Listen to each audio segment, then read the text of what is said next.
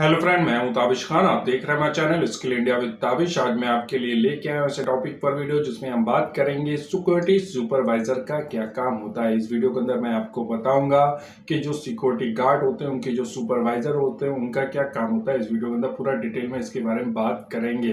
Friend, आगे बढ़ने से पहले आप सभी से एक रिक्वेस्ट करना चाहूंगा, अगर आप हमारे चैनल पर न्यू हैं, अभी तक आपने हमारे चैनल को सब्सक्राइब नहीं किया तो प्लीज जाके सब्सक्राइब कर लीजिए, साथ में बेल आइकन को जरूर दबाइएगा ताकि इसी तरीके के नए नए वीडियो लेके आ रहे हूँ सबके नोटिफिकेशन आप तक पहले से पहले पहुंच सके।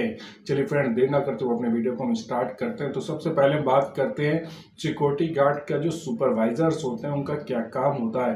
तो एक चीज मैं आपको यहाँ पर क्लियर करना चाहूंगा फ्रेंड, कि जो सिक्योरिटी गार्ड होते हैं, ठीक है, सिक्योरिटी गार्ड जो है 10 भी हो सकते हैं, 15 भी हो सकते हैं, उन सबको जो मैनेज करता है वो एक सुपरवाइजर होता है। ठीक है, एक सुपरवाइजर के अंडर जो है 10 से 15 सिक्योरिटी गार्ड काम करते हैं। तो इनकी जो टीम होती है, ठीक है, जो सिक्योरिटी गार्ड की टीम होती है उसको जो मैनेज करने वाला होता है वो होता है सुपरवाइजर। ठीक है, वो उनको जो है सुपरवाइज करता है, ठीक है, हर चीज के बारे में बताता है, उनको ट्रेनिंग प्रोवाइड करवाता है, जो भी काम है उसके बारे में समझाता है, उनकी जो है टाइम टू टाइम मीटिंग लेते हैं। ठीक है, जितनी भी जिम्मेदारी से रिलेटेड चीजें होती हैं वो सब उनको बताते हैं। साथ ही साथ एक बिल्डिंग के अंदर मान लीजिए कि जो है 10 सिक्योरिटी गार्ड वर्क कर रहे हैं, तो उनके ऊपर एक सुपरवाइजर होगा। सुपरवाइजर की पूरी जिम्मेदारी होती है कि उस बिल्डिंग के अंदर कोई घटना ना घटे। ठीक है, तो यहाँ पर मैं आपको बताना चाहूंगा फ्रेंड कि इस तरीके की जो मैं वीडियो आपके लिए लेके आता हूँ, इसलिए लेके आता हूँ कि जब भी आप कभी भी किसी भी जॉब के लिए अप्लाई करते हैं तो वहाँ पे आपके लिए ये प्रॉब्लम आती है कि मान लीजिए जैसे आप सिक्योरिटी गार्ड के लिए अप्लाई कर रहे हैं, सिक्योरिटी सुपरवाइजर के लिए अप्लाई कर रहे हैं,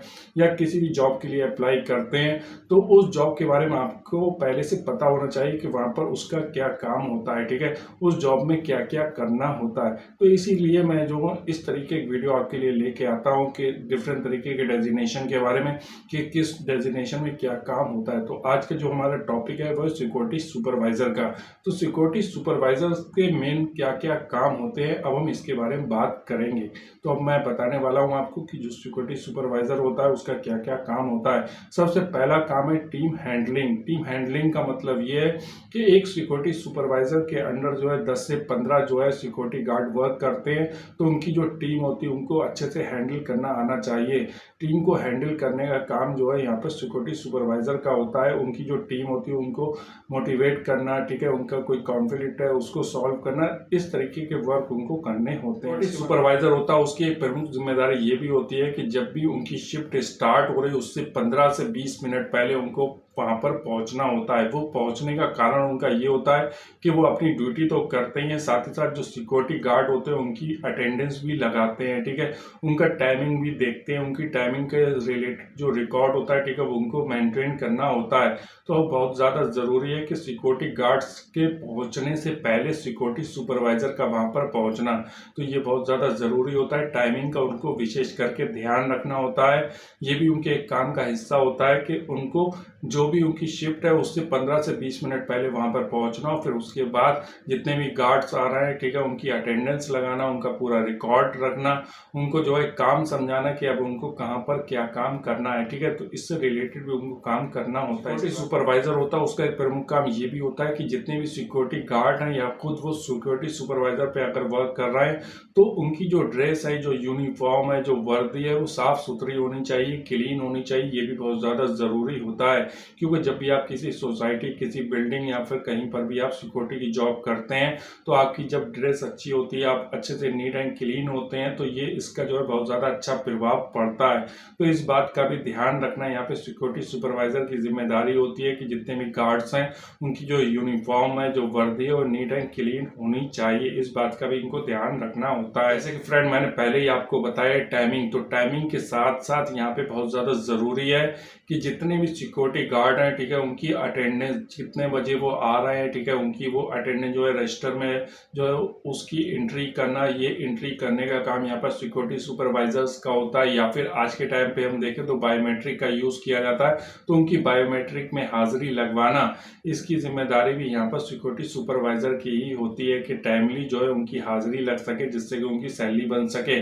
इस बात का पूरा ध्यान रखना यहाँ पे सिक्योरिटी सुपरवाइजर की जिम्मेदारी होती है। यहाँ बात करते हैं सिक्योरिटी सुपरवाइजर्स का एक प्रमुख काम ये भी होता है शिफ्ट असाइन करना यहाँ पे बहुत ज़्यादा ज़रूरी है कि किस गार्ड को कितने बजे आना है, ठीक है, उनकी ड्यूटी कितने बजे होगी, कितने बजे से कितने बजे वो वहाँ पर क्या काम करेंगे। तो उनकी जो शिफ्ट होती है, ठीक है, शिफ्ट को असाइन करने का काम यहाँ पर सिक्योरिटी सुपरवाइजर का होता है कि जितनी भी उनकी टीम है, ठीक है, उनकी टीम में जितने गार्ड हैं उन गार्ड की कहाँ कहाँ पर ड्यूटी रहेगी, कितने से कितने बजे तक ड्यूटी रहेगी। तो इनका जो टाइमिंग शेड्यूल बनाने की जो जिम्मेदारी होती है वो भी एक सिक्योरिटी सुपरवाइजर्स की ही होती है। ये भी इनके काम का एक प्रमुख हिस्सा होता है। कहते हैं टीम मोटिवेशन यहाँ पे बहुत ज़्यादा ज़रूरी है कि जितनी भी टीम है सिक्योरिटी सुपरवाइजर के अंदर, जो सिक्योरिटी गार्ड की टीम है, ठीक है, उनका मोटिवेशन करना समय समय पर, जिससे कि वो अच्छा काम कर सकें। साथ ही साथ अगर उनके आपस में कोई मतभेद हो गए हैं, ठीक है, कॉन्फ्लिक्ट हो गया है, तो उसको रिजॉल्व करना, उसको सॉल्व करना यहाँ पर जो है सिक्योरिटी सुपरवाइजर की जिम्मेदारी होती है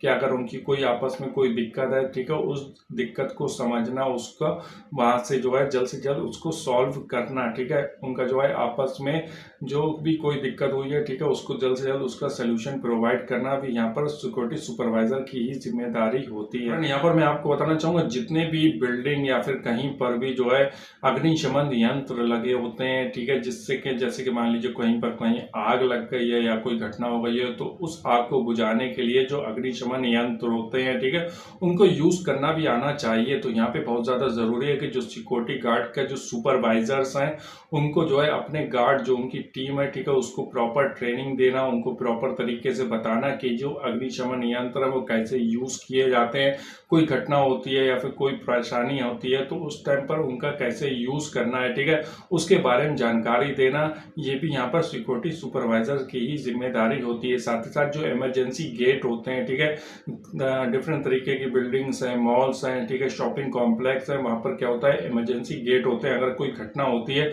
तो उस इमरजेंसी गेट्स के थ्रू जो है उन लोगों को बाहर किया जाता है, ठीक है, लोगों को बाहर निकाला जाता है। तो वो गेट जो है पूरी तरीके से खाली होने चाहिए, ठीक है, पूरी तरीके से जो है साफ होने चाहिए, जिससे कि जो है वो आसानी से वहां से लोग निकल सकें। तो इसकी भी जिम्मेदारी जो होती है वो सिक्योरिटी सुपरवाइजर्स की होती है कि जितने भी गार्ड हैं उनको उसके बारे में बताना कि वहां पर कैसे वर्क करना है, वहां पर उस गेट के आगे कोई भी चीज नहीं लगी होनी चाहिए, गेट बिल्कुल खाली होना चाहिए, जिससे कि अगर कोई घटना होती है तो वो आसानी से उस गेट का यूज करके लोगों को बाहर निकाला जा सके। तो इस बात का ध्यान रखना भी यहाँ पर सिक्योरिटी सुपरवाइजर की ही जिम्मेदारी सुपरवाइजर होता है, उसकी पूरी बिल्डिंग की जिम्मेदारी उसी के ऊपर होती है। अगर दिक्कत आती है तो यहाँ पर सिक्योरिटी सुपरवाइजर की जिम्मेदारी बनती है। तो यहाँ पर मैं आपको बताना चाहूंगा फ्रेंड कि एक बिल्डिंग में मान लीजिए कि 10 से 15 सिक्योरिटी गार्ड है तो उसके ऊपर सुपरवाइजर है, ठीक है, सुपरवाइजर की पूरी बिल्डिंग की जिम्मेदारी होती है कि वहां पर कोई भी दिक्कत ना आए। तो इस बात का उनको ध्यान रखना होता है। तो फ्रेंड उम्मीद करता हूँ कि जो जानकारी मैंने आपको सिक्योरिटी गार्ड सुपरवाइजर के काम से रिलेटेड दी वो आपके लिए हेल्पफुल रही होगी। अगर आपको हमारा चैनल अच्छा लग रहा है, इसी तरीके का और वीडियो देखना चाहते हैं, सिंपली अभी हमारे चैनल को सब्सक्राइब कर लीजिए। और हाँ, अगर अभी तक आपने हमारे वीडियो को लाइक नहीं किया तो प्लीज लाइक कर लीजिए, शेयर जरूर कीजिएगा अपने फ्रेंड के साथ। Thank for watching my video.